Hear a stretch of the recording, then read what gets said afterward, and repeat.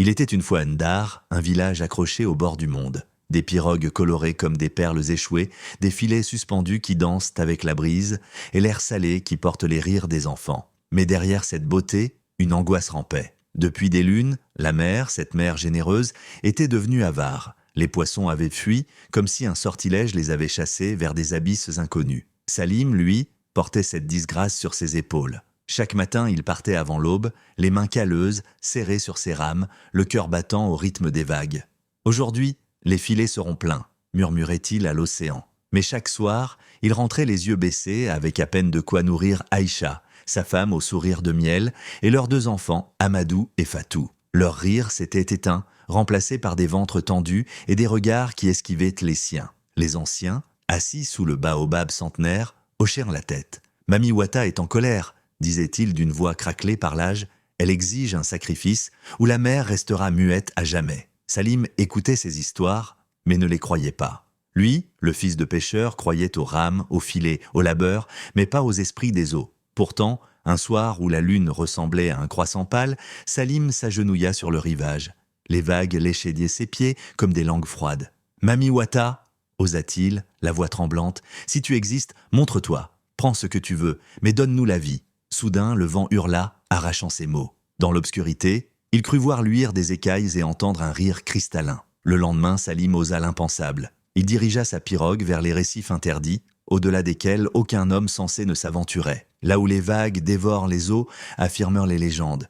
Mais le désespoir est un ventre plus vorace que la mer.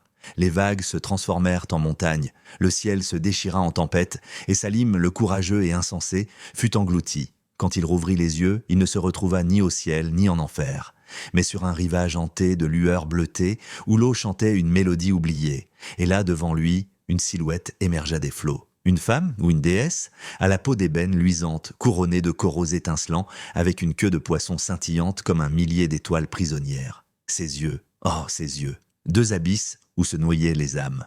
Mami Wata lui tendit une main ornée de perles. « Salim » murmura-t-elle, et sa voix était à la fois douceur de marée et rugissement d'ouragan. « Tu as appelé, me voici, mais chaque don a un prix. Salim devrait-il accepter le pacte avec la reine des eaux pour sauver les siens ? Mami Wata surgit des flots, non pas comme une sirène des contes d'enfants, mais comme une reine des ténèbres auréolée de lumière. Sa queue, couverte d'écailles bleues électriques et dorées, frappait l'eau en rythme tel un tambour de transe. Le reste de son corps, des algues vivantes, violettes et mouvantes, peuplées de méduses minuscules qui clignotaient comme des lucioles. Et ses yeux, 2 spirales sans fin, vert émeraude et noir de jais, dans lesquelles se reflétaient les peurs et les désirs de Salim. « Salim » prononça-t-elle, et ce seul mot résonna comme une corde de Cora. « Tu as bravé mes récifs, insulté mon silence. Pourquoi mériterais-tu ma clémence ?» Sa voix était douce, comme l'eau d'une lagune et rugissante comme un cyclone. Salim, pétrifié, sentit son cœur battre à se briser, mais dans sa gorge brûlait le souvenir des rires affamés de Fatou et Amado. Il osa parler,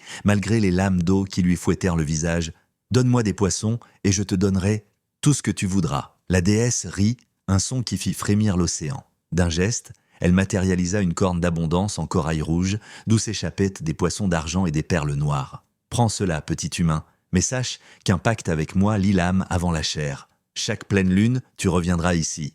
Tu me chanteras des hymnes, tu m'offriras des trésors volés à la terre, et jamais tu ne me regarderas en face. » Salim, ivre d'espoir, tendit la main. Au contact de la corne, un froid brûlant lui traversa le bras, comme si l'océan entier coulait dans ses veines. « Marché conclu » murmura Mami Wata, avant de disparaître dans un tourbillon d'écume. Salim se retrouva seul, la corne en main, et une marque en forme de vague serpentant autour de son poignet. De retour à Ndar, Salim devint un héros. Ses filets dégorgeaient de poissons aux écailles d'or, et ses paniers débordaient de coquillages précieux. Les villageois le célébraient, Aïcha retrouvait son sourire. Mais la nuit venue, quand tout le monde dormait, Salim se glissait jusqu'à la plage. Il chantait pour Mami Wata des mélodies apprises en rêve et jetait à l'eau des colliers de corail, des miroirs brisés et des larmes.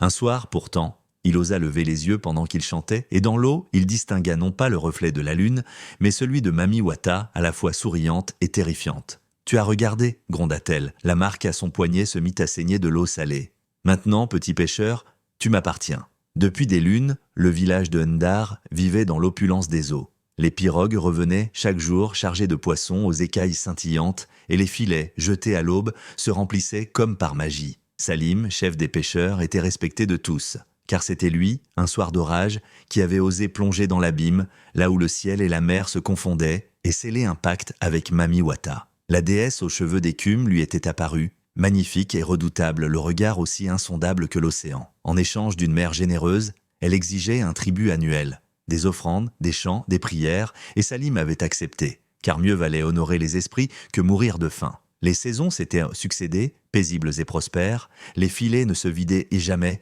et les tempêtes épargnaient les pêcheurs. Mais une nuit, alors que la pleine lune baignait les vagues d'une lumière spectrale, Mami Wata revint à Salim dans un rêve. Son sourire miroitait comme l'eau sous le soleil, mais ses yeux luisaient d'une faim insatiable. « Salim, murmura-t-elle, il est temps d'honorer pleinement notre pacte. » Il s'agenouilla devant elle, l'âme en suspens. « J'ai tenu mes promesses, déesse des flots, et mon peuple t'a toujours honoré. Dis-moi ce que tu désires, et je l'offrirai. » Mami Wata incline la tête, ses longs cheveux se fondant dans l'écume. Les poissons ne suffisent de plus, les champs sont doux, mais ils ne nourrissent pas l'océan. Pour que ton village continue à prospérer, je veux plus. Salim frissonna sous la brise marine. « Que désires-tu, grande Mami Wata ?» Un silence se posa entre eux, épais comme le fond de la mer. « Ton fils aîné, Amadou ?» Le cœur de Salim se glaça. La mer grondait doucement autour de lui, mais dans son esprit, elle hurlait. Amadou, son premier-né, son héritier, le futur chef des pêcheurs, un enfant brave et fier, qui regardait toujours l'horizon comme s'il y cherchait un secret. Donner un poisson, une offrande, même une chèvre, cela n'était rien. Mais son propre fils ? Non, souffla-t-il, la gorge serrée. Ce n'est pas possible. Mami Wata haussa un sourcil et la mer se cabra. Les vagues montèrent, s'épaissirent, noircies par un courroux ancien. Tu m'as juré fidélité, Salim. Les vagues ne reculent pas. Tu savais que tout a un prix. Il recula, l'air lui manquait. Il est mon sang. Il sera mon fils aussi, répondit-elle, sa voix résonnant comme un ressac. La mer se souleva, les vents hurlèrent. Des éclairs traversèrent l'horizon. Les pirogues, jusque-là endormies sur le sable, se renversèrent comme des jouets d'enfants. Les huttes tremblèrent sous la violence des bourrasques. Les villageois sortirent en hâte, l'angoisse déformant leur visage. « Salim !» hurla l'un d'eux. « Que se passe-t-il » Mais Salim ne pouvait répondre. Il entendait le rire lointain de Mami Wata, moqueur et cruel. « Si tu refuses, alors Endar paiera d'une autre manière. » La mer se déchaîna, s'attaquant aux pirogues comme un monstre affamé. En une nuit, des années de travail furent réduites à néant. Au matin, il ne restait que des débris flottants et des visages décomposés. Les anciens du village se réunirent sur la grande place, leurs yeux emplis de crainte et de reproches. « Nous avons offensé Mami Wata, dirent-ils. Elle réclame son dû. » Les regards se tournèrent vers Salim. Lui, le protecteur du village, le bienfaiteur de Endar, était soudain l'homme maudit. Des murmures grondèrent, s'amplifièrent. « Que lui as-tu refusé ?» Salim serra les poings. Il ne pouvait pas leur dire. Pas encore, car comment un père pouvait-il admettre qu'il avait un jour signé un pacte qui menaçait le sang de son sang? Alors, il fit la seule chose qu'il pouvait. Il s'agenouilla sur la plage et leva les bras vers l'océan en furie. « Mami Wata, reprends tes dons, reprends tout, mais laisse mon fils. » Le silence tomba. La mer, un instant, sembla s'apaiser. Puis un rire éclata, roulant sur les vagues. « Les vagues ne reculent pas, Salim. Tu es lié à moi pour toujours. » Et dans le vent, il crut entendre un murmure. « Amadou. » Le village était condamné. Ou alors, il devait trouver un autre moyen. Une épidémie frappa Ndar. Les premiers mois, les hommes raillaient l'océan. « Il nous punit d'avoir trop pris, » disait le vieux du village, doigt pointé vers l'horizon désert. Les filets, jadis si lourds qu'il fallait 3 hommes pour les hisser, remontaient désormais des algues gluantes et des méduses mortes. Les femmes fouillaient les rochers à marée basse, cherchant des coquillages rachitiques. Les enfants, le ventre gonflé par la malnutrition, pleuraient en léchant des écailles séchées, dernières reliques des jours heureux. Les anciens murmurèrent que c'était le prix du refus de Salim. La mer, jadis généreuse, devint avare, les filets remontèrent de vide, et la faim s'insinua dans les cœurs. Salim, rongé par la culpabilité, chercha conseil auprès de Suleiman, le guérisseur du village. « Il existe une seule voie, » murmura le vieil homme, les yeux pleins de sagesse et de tempêtes passées. « Tu dois affronter Mami Wata dans son palais sous-marin et briser le pacte avec un miroir, car seul un reflet peut révéler la vérité et défaire une illusion. » Salim sentit son destin s'alourdir. Il devait plonger dans l'inconnu, affronter la déesse elle-même et peut-être sacrifier plus encore pour sauver son peuple. Et ainsi, sous la lueur pâle de la lune, il se prépara à un voyage dont nul ne revenait indemne. Salim plongea dans l'océan, guidé par des esprits marins. Dans le royaume de corail, Mami Wata lui tendit un piège séduisant. Une vie éternelle à ses côtés. Il résista, brandissant le miroir. Son reflet révéla sa dualité, une mère bienveillante et un monstre vorace. La déesse, furieuse, libéra Salim, mais maudit le village. De retour du royaume sous-marin, Salim découvrit un spectacle de désolation. Ndar, autrefois prospère, était méconnaissable. Une marée noire s'étendait sur la côte, rendant l'eau et les terres infertiles. Les villageois, amaigris, le fixèrent avec espoir et désespoir mêlés. Il comprit alors. Le pacte ne pouvait être rompu qu'au prix d'un ultime sacrifice.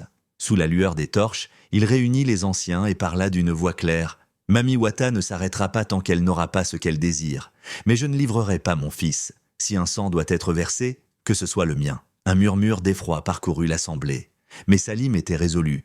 Au lever du soleil, il marcha seul vers l'océan. La mer l'attendait, calme, prête à l'engloutir. « Tu es enfin prêt à payer le prix ?» souffla Mami Wata en émergeant des flots. « En échange, libère mon peuple » répondit Salim. Un sourire triste étira les lèvres de la déesse. Puis, dans une dernière embrassade de vagues, Salim disparut sous l'eau. Le village pleura son héros, mais au fil des jours, la mer redevint généreuse, la malédiction levée. Ndar renaquit, et chaque année, les pêcheurs jetèrent des fleurs à la mer en mémoire de Salim. Les anciens racontèrent son histoire aux enfants, et parfois, par une nuit claire, on disait apercevoir une silhouette sur les vagues. Salim et Mami Wata, désormais unis, veillaient sur l'équilibre des océans. Les légendes ne meurent de jamais, elles voguent sur le vent, se glissent entre les vagues, chuchotent dans le ressac. L'histoire de Salim, le pêcheur qui osa défier Mami Wata par amour pour son fils et son peuple, reste gravée dans la mémoire de Ndar. Chaque soir, quand le soleil embrase l'horizon, les anciens se rassemblent pour conter son destin aux enfants émerveillés. Car il y a une leçon à retenir, chaque pacte a un prix, et chaque sacrifice, un héritage. Salim n'a pas seulement sauvé son village, il a enseigné à son peuple que le courage et l'amour triomphent toujours, même face aux forces les plus implacables. Et aujourd'hui, nous aussi, nous perpétuons les histoires, les contes qui traversent le temps. Si ce récit vous a transporté, si l'écho des vagues vous a fait frissonner, rejoignez-nous dans cette aventure infinie. Abonnez-vous à notre page YouTube pour découvrir d'autres légendes, d'autres destins, d'autres âmes prêtes à défier le destin. Laissez votre trace comme Salim l'a laissé dans l'écume, car les histoires ne s'arrêtent jamais, elles voguent